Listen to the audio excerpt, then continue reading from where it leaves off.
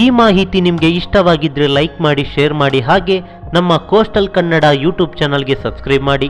ನಮ್ಮ ಹೆಚ್ಚಿನ ಅಪ್ಡೇಟ್ಸ್ಗಳಿಗಾಗಿ coastal network Instagram page ಹಾಗೆ ಫೇಸ್ಬುಕ್ ಪೇಜ್ಗೆ ವಿಸಿಟ್ ಮಾಡಿ. ಧನ್ಯವಾದಗಳು.